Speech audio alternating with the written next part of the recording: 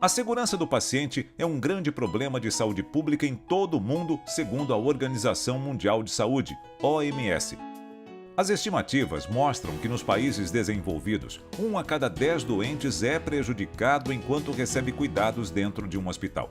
A OMS estima que cerca de 20 a 40% dos gastos com saúde são desperdiçados por falta de administração correta ou cuidados de má qualidade. Esse número, revelado pela Organização Mundial da Saúde, é alarmante, porém serve como alerta para que se melhore a segurança do paciente a nível global. A OMS, Organização Mundial da Saúde, criou alguns conceitos-chave da Classificação Internacional de Segurança do Paciente, que são: segurança do paciente. Reduzir a um mínimo aceitável o risco de dano desnecessário associado ao cuidado de saúde. Dano. Comprometimento da estrutura ou função do corpo ou qualquer efeito dele oriundo, incluindo-se doenças, lesão, sofrimento, morte, incapacidade ou disfunção, podendo assim ser físico, social ou psicológico. Risco. Probabilidade de um incidente ocorrer. Incidente. Evento ou circunstância que poderia ter resultado ou resultou em dano desnecessário ao paciente. Circunstância notificável. Incidente com potencial dano ou lesão. Near miss. Incidente que não atingiu o paciente. Incidente sem lesão. Incidente que atingiu o paciente, mas não causou dano. Evento adverso. Incidente que resulta em dano ao paciente. Esses conceitos contribuíram para um entendimento e conscientização por parte de todos os envolvidos na área da saúde. Também a OMS tem trabalhado em uma aliança mundial para a segurança do paciente. É um programa que foi lançado por eles. A partir desse programa, a OMS fomenta junto aos membros que participam, dos seus programas, que estabeleçam medidas de segurança do paciente em diferentes aspectos.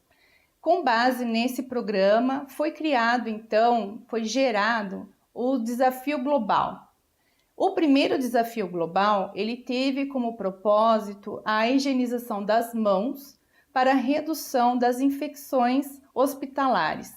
Então, com esse Desafio Global, todos os membros foram conclamados a desenvolver ações no sentido de promover entre os profissionais da área da saúde uma maior frequência na higienização das mãos e, consequentemente, reduzir as infecções dos pacientes relacionadas às contaminações. O segundo desafio global, ele foi de encontro com a proposta da cirurgia segura. Então, o desafio global, ele conclamou aos seus membros que desenvolvessem ações, medidas preventivas para a não ocorrência de falhas ou erros durante o momento cirúrgico. Por exemplo, a amputação de um membro errado ou o esquecimento de um instrumento no interior de um paciente que passou pelo processo cirúrgico. Então, dentro desse desafio global, os membros eles têm que desenvolver em seus países, localmente, as medidas que são necessárias para promover essa prevenção desses erros. Então, uma das promoções no sentido da cirurgia segura foi a geração de listas, os checklists para verificação antes do ato cirúrgico e após o ato cirúrgico e assim minimizar a ocorrência de eventos. O terceiro desafio global, ele foi lançado em 2017 e ele vai de encontro com a redução dos erros de medicação. A proposta da OMS é que nesses próximos 5 anos sejam reduzidos em 50% os eventos relacionados a medicamentos. Então, cada país deve, ao longo desses 5 anos, estabelecer as suas ações para que possa alcançar essa meta estabelecida pela Organização Mundial da Saúde. Os erros de medicação podem acontecer por diversas causas. As principais causas para a ocorrência de erros de medicação incluem diferentes fatores, desde fatores ambientais, por exemplo, uma deficiência de iluminação no local onde é separado os medicamentos, a falta de treinamento dos profissionais, as falhas de comunicação, que são bastante frequentes, porque a comunicação ela é uma deficiência da humanidade, e dentro da área da saúde, dentro dos hospitais, nas unidades que atendem a pacientes, a gente tem muitas pessoas trabalhando com diferentes interpretações das informações. Então, a comunicação ela tem que ser muito bem trabalhada dentro desses ambientes para que ela seja bastante clara e compreendida pelos atores envolvidos. Mas nós temos também a possibilidade de que esses erros aconteçam em função da falta do conhecimento sobre o medicamento, a falta de informação sobre o paciente. Então, por exemplo, na área da oncologia, é essencial que o farmacêutico tenha acesso às informações da idade do paciente, se ele é um paciente geriátrico, se ele é um paciente pediátrico, para que a gente possa fazer uma análise da prescrição em concordância com as necessidades de cada faixa etária. É necessário que a gente conheça o peso e a altura do paciente para que a gente possa fazer a checagem da superfície corpórea desses pacientes e então fazer a conferência da dose do medicamento, da quimioterapia, por exemplo, que esteja prescrito. Análise se é necessário ajuste de dose no caso de pacientes que tenham alterações da função renal ou da função hepática. Então, uma série de informações relacionadas ao paciente ou ao medicamento são necessárias. Se eu não tenho acesso a essas informações, a possibilidade de fazer a verificação de uma prescrição, ela fica minimizada e com isso, caso tenha ocorrido algum erro no processo de prescrição, esse erro não será verificado na farmácia e vai acabar chegando no paciente. Então, esses foram alguns exemplos de fatores que podem desencadear o erro de medicação, mas existem vários outros. A segurança do paciente exige esforços coordenados de profissionais e gestores para evitar danos causados pelos procedimentos de cuidados de saúde. E o Brasil está inserido nesse processo.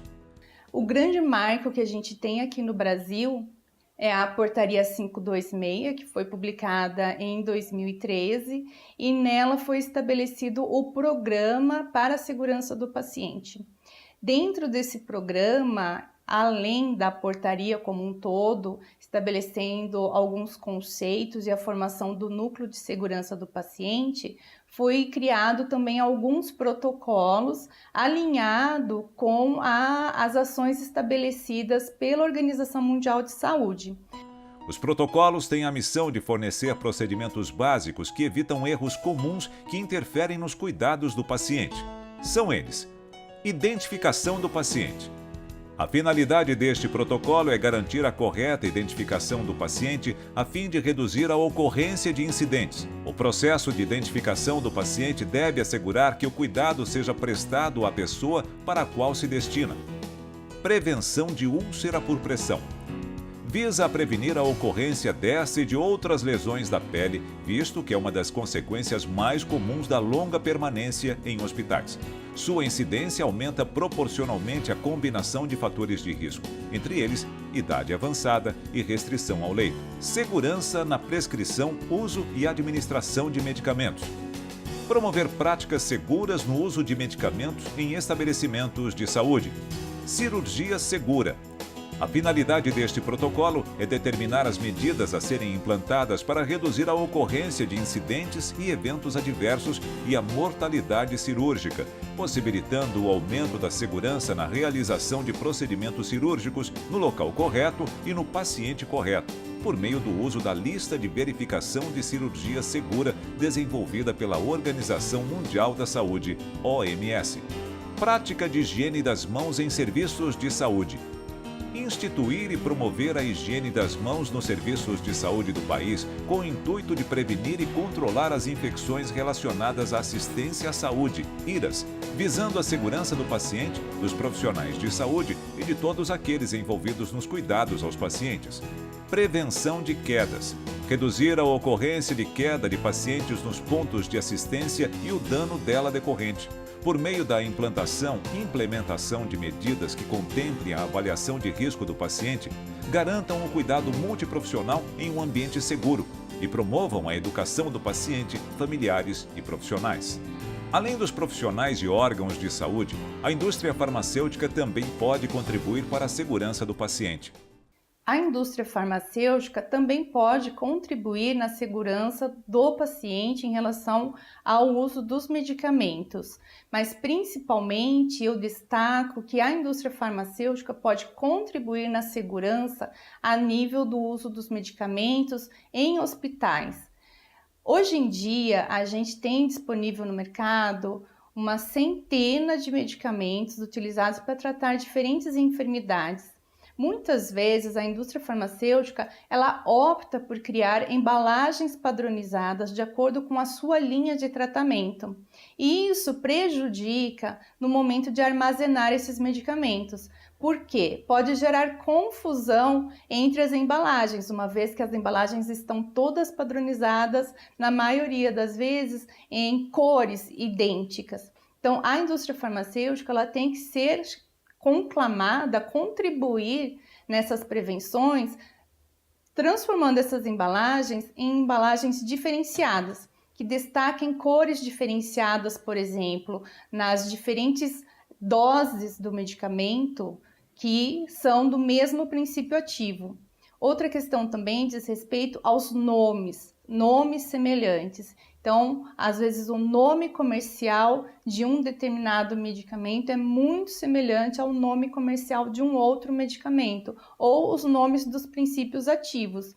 Então, a indústria tem que tomar o cuidado, quando fizer a escolha do seu nome comercial, se certificar se já não tem algum nome no mercado que seja muito semelhante, porque isso na prateleira da farmácia pode gerar confusão no momento da dispensação. E a indústria também tem que contribuir no sentido de facilitar o acesso às informações de seus medicamentos.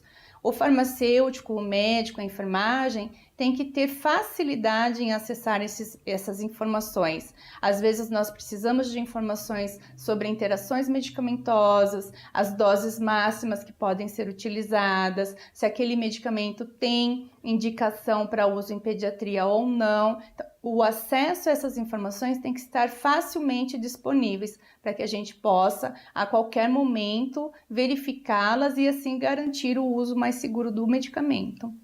Na área da oncologia, a segurança do paciente também ganha uma atenção especial por parte do farmacêutico. O farmacêutico que trabalha no serviço oncológico, ele tem várias formas de contribuir na prevenção dos erros de medicação e segurança do paciente.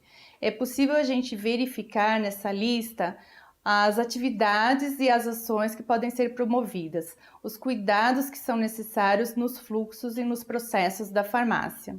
Disseminar na equipe a cultura da segurança é o primeiro passo.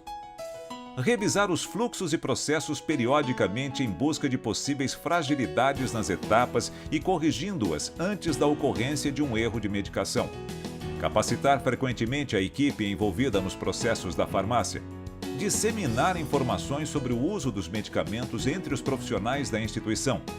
Reduzir distrações. Projetar ambientes seguros para dispensação.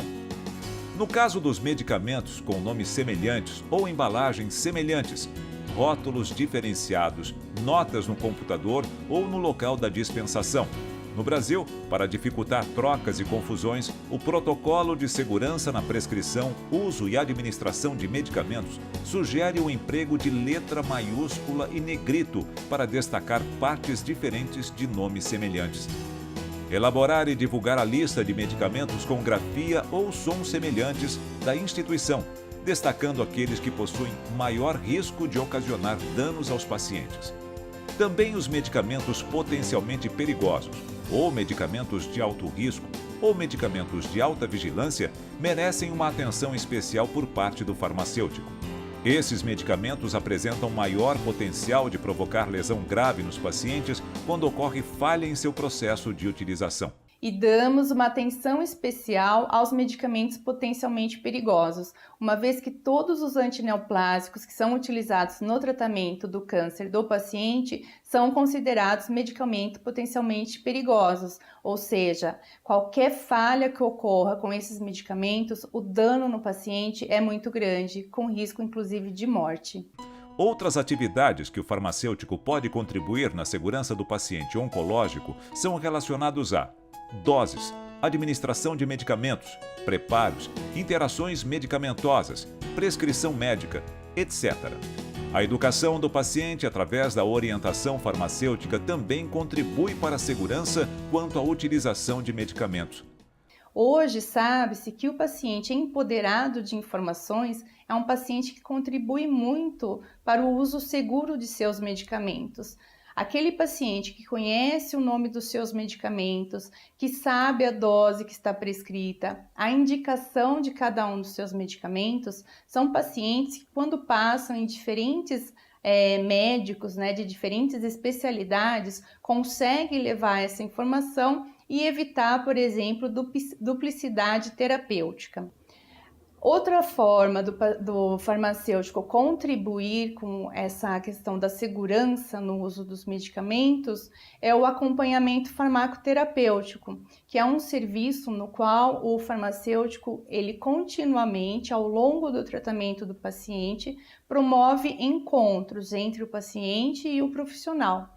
Nesses encontros, algumas informações são obtidas, principalmente através de questionários sistematizados, de forma que, com essas informações, o farmacêutico tem a condição de avaliar se o tratamento está sendo efetivo, se o tratamento está trazendo algum tipo de problema, está piorando o quadro do paciente e verificar se o paciente está fazendo uso correto dos seus medicamentos. Então, é uma maneira também de contribuir na segurança do uso dos medicamentos, principalmente em domicílio.